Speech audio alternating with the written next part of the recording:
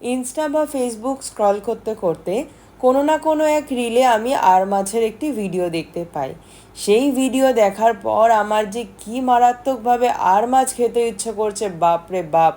রবিবার এলো আর আমি ডেভিডকে বললাম আমার বড্ড বেশি আর মাছ খেতে ইচ্ছে করছে।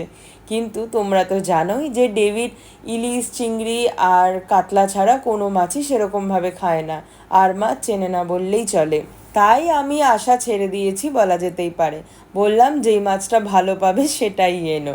আমি মুখ ফুটে যদি ডেভিডের কাছে কিছু আবদার করি, সেটা যদি কোনো না কোনোভাবে আমি ভুলেও যাই, ডেভিড মনে রেখে দেয়। ডেভিড ছোট্ট ছোট্ট জিনিসগুলো বড্ড বেশি খেয়াল রাখে।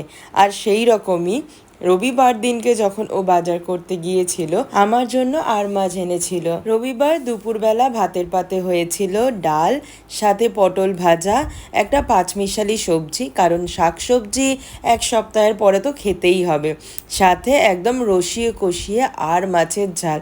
আরও কিছু মাছ হয়েছিল যেগুলো ডেভিড এনেছিল, তার মধ্যে হলো মৌরলা মাছ আর কাতলা মাছ। কিন্তু আমি এই আর মাছ দিয়েই তৃপ্তি করে খেয়েছিলাম। তোমরা অনেকেই বোয়াল মাছ খেতেও বড্ড বেশি ভালোবাসো। আমাকে জানিও তো, এই বোয়াল মাছের স্বাদ আর মাছের স্বাদ কি অনেকটা একই রকম, নাকি পুরোটাই ভিন্ন স্বাদের?